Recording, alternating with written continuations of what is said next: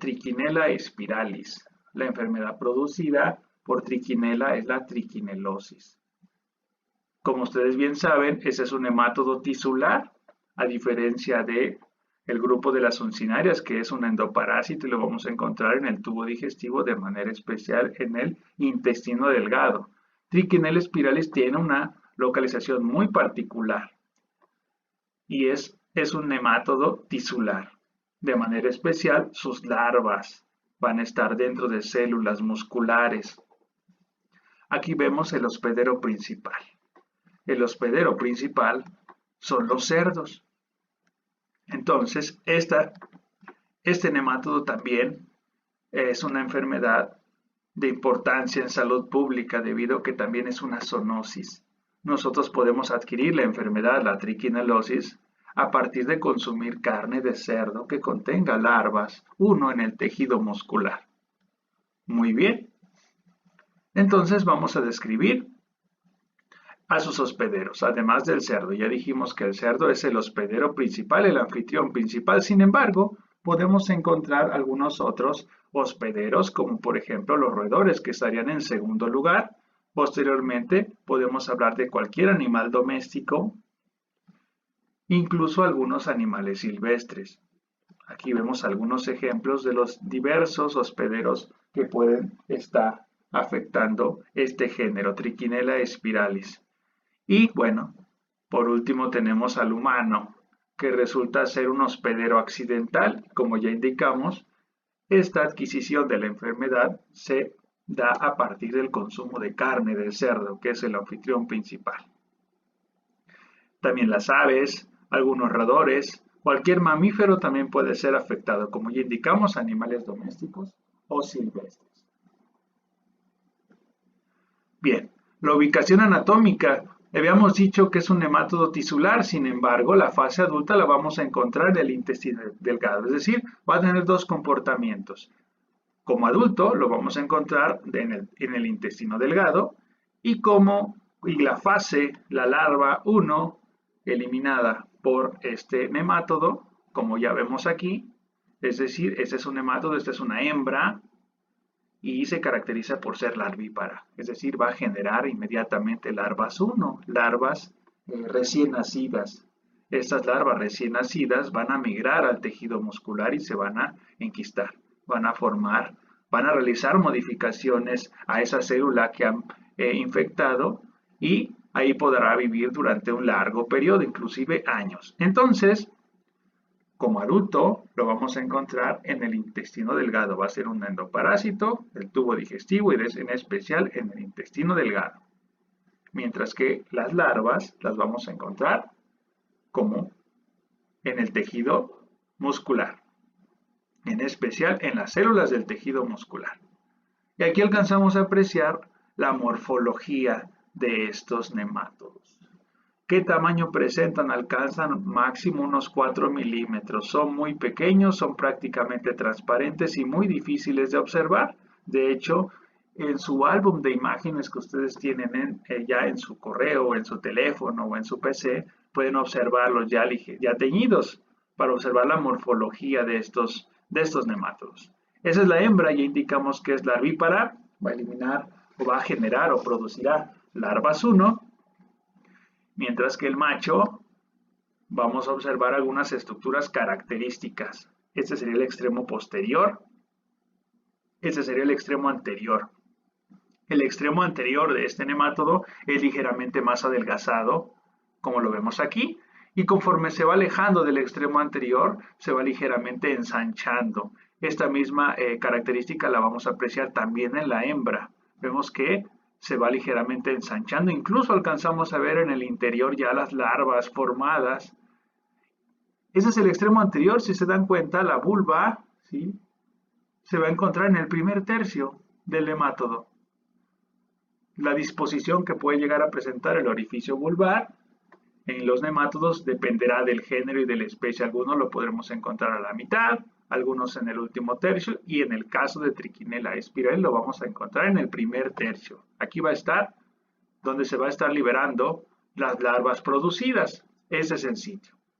Mientras que en los machos vamos a observar esas estructuras muy importantes en forma como de cuernitos, de diablito, conocidos como papilas copuladoras o apéndices copuladores. Estas papilas cloacales también, estas papilas cloacales o apéndices copuladores, los va a utilizar para poder sujetar a la hembra. Si se dan cuenta, aquí el extremo posterior de este nemátodo no presenta una bolsa copulatriz, no presenta espículas tampoco, por lo tanto se va a apoyar de esas estructuras, de estas papilas cloacales o apéndices copuladores. Y ya dijimos que se va a encontrar en el intestino delgado. Bien. Posteriormente, las larvas producidas por la hembra las vamos a encontrar en la musculatura esquelética. Por ejemplo, lo podemos encontrar en diafragma, lo podemos encontrar en los intercostales, en los maceteros, en miembros locomotores y en los músculos del psoas. Músculos psoas. Muy bien. Esos son algunos sitios en los que podemos encontrar a las larvas 1 de Trichinella spiralis. Es un sitio donde van a permanecer durante mucho tiempo y van a estar a la espera de ser consumida, que esta carne, que este tejido muscular sea consumido por un nuevo hospedador. Y en este caso podemos ser nosotros, ya hemos dicho que vamos a ser hospederos accidentales. Si consumimos esta carne de cerdo mal cocida, vamos a adquirir la enfermedad. Esas larvas, como vemos aquí, ya las vemos dentro de una célula que ha modificado, ha formado una cápsula de colágeno que rodea y que protege y que aísla prácticamente de la respuesta inmunológica. Por lo tanto, esta larva puede permanecer viable durante mucho tiempo y vemos que tiene esta apariencia en forma espiral. Una característica importante que tienen las larvas de Trichinella spiralis es que ya se encuentra diferenciada sexualmente, es decir, va a tener un tamaño mucho menor respecto a los adultos, pero ya si nosotros lo revisáramos, la liberáramos de esta célula, observaríamos que ya está bien diferenciada si se trata de un macho o de una hembra, y es el caso único en los nemátodos. Hay que recordarlo como dato interesante o dato peculiar. La morfología. Aquí vemos que las larvas, una vez generadas por la hembra, migran a estos tejidos. ¿Qué tejidos hemos dicho? Diafragma, intercostales, maceteros, laringeos, oculares, músculos psoas, etc. De hecho, el sitio en donde se toma la muestra para diagnosticar a las larvas es el diafragma. Uno de los sitios más importantes para hacer el diagnóstico es el diafragma. Entonces aquí alcanzamos a apreciar algunas larvas que se encuentran ya en estas células que han modificado, en donde van a tener esta apariencia espiral. Muy bien. Aquí tenemos la hembra, ya hemos dicho que es ligeramente de mayor tamaño, que es larvípara, que el orificio vulvar lo vamos a encontrar en el primer tercio y que las larvas producidas migrarán al tejido muscular, a las células musculares. Mientras que el macho vamos a diferenciarlo respecto de la hembra porque va a presentar en el extremo anterior esas estructuras conocidas como, ¿cómo se llamaban? A ver, díganme. Imagino que me están diciendo papilas cloacales, ¿verdad? O apéndices copuladores. Ok, sí, exactamente, tienen razón. Muy bien. Aquí ya vemos imágenes de preparaciones similares a las que ustedes observarían en sus laminillas ya teñidas. Quiero que me digan cuál es la hembra y cuál es el macho. Les voy a dar 3 segundos. 1, 2, 3. Esa es la hembra y este es el macho. De hecho, aquí alcanzamos a apreciar las papilas cloacales o apéndices copuladores, que son características del macho. Se ven como unos cuernitos, como haciendo la señal de los metaleros, ¿no? Esto que vemos aquí, los apéndices copuladores. Y también nos damos cuenta que el extremo posterior está ligeramente más grueso, también en el macho en comparación con el extremo anterior. En el extremo anterior solamente vamos a alcanzar a apreciar un pequeño orificio bucal. No vemos cápsula bucal, no vemos dientes en formas triangulares, no vemos coronas foliáceas, no vemos alas o aletas cervicales, más nada. Entonces, para poderlo diferenciar, nos tenemos que apoyar en el extremo posterior. Muy bien. Aquí lo vemos todavía un poco más de cerca. alcanzamos a apreciar que este macho carece de espículas, no vemos las espículas. Aquí tenemos la cloaca, aquí tenemos las papilas cloacales o apéndices copuladores, y no tiene espículas ni tiene bolsa copulatriz. Por lo tanto, el macho tendrá que vertir esta cloaca y debe de colocarla en qué sitio, en el primero, en el segundo o en el tercer tercio de la hembra. Habíamos dicho que el orificio vulvar lo vamos a encontrar en el primer tercio. Por lo tanto, al vertir esta cloaca, va a poder copular y sujetar a la hembra a través, o apoyándose más bien de estas estructuras que acabamos de describir, que se llaman como papilas cloacales o apéndices, ¿verdad? Copuladores. Muy bien. Sus larvas ya indicamos que se van a encontrar en las células musculares de diafragma, de intercostales, de laringios, de oculares, músculos psoas, etc. Y también hemos mencionado que esta larva va a tener este aspecto en forma espiral y que ya va a estar diferenciada sexualmente.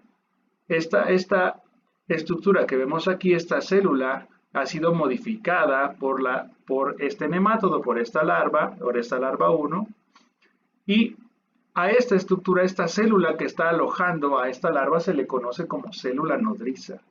La célula nodriza va a permitirle mantenerse viable durante un largo periodo, y habíamos dicho que se va a rodear, ¿sí?, de una cápsula de colágeno que va a impedir que la respuesta inmunológica pueda llegar a causarle daño o incluso a matarla, de tal forma que va a delimitar prácticamente la entrada de cualquier respuesta del sistema inmunológico. Por esta razón va a permanecer durante muchísimo tiempo, durante mucho periodo, en ese hospedero, ya sea cualquier animal doméstico, cualquier animal silvestre o nosotros los humanos.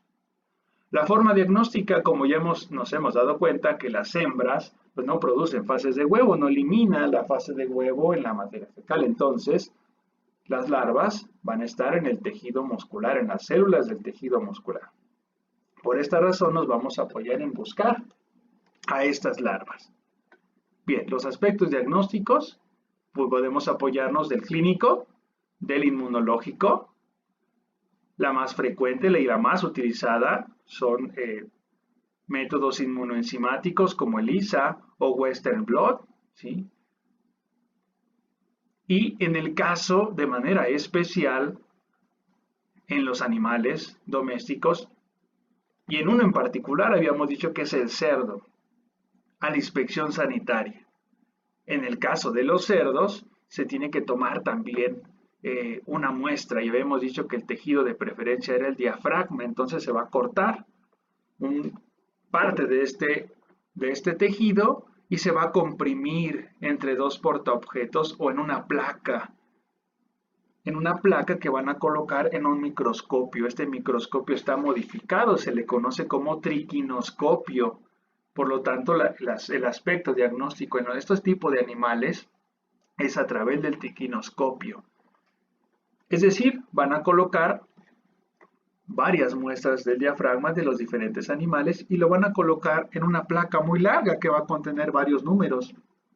Cada número coincidirá con la muestra de estos animales.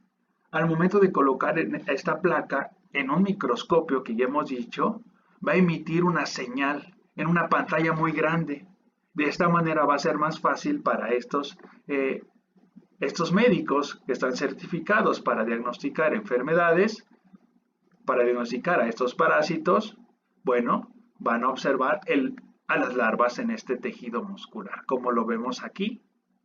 Aquí alcanzamos a apreciar ya una larva interna, ¿sí?, con esta forma espiral, en esta célula nodriza, como ya indicamos. En el caso de los humanos también se puede tomar una muestra, una biopsia, y también revisarla entre dos portaobjetos. Sin embargo, es mucho más invasivo y podemos utilizar un método menos invasivo, ¿verdad?, como las técnicas inmunológicas, inmunoenzimáticas, como ELISA o Western blot. Van a determinar la presencia de que hemos tenido contacto con este nemátodo, con Trichinella spiralis. Y en los cerdos ya indicamos que vamos a utilizar el triquinoscopio. Incluso también se puede utilizar la digestión artificial o la compresión en placa.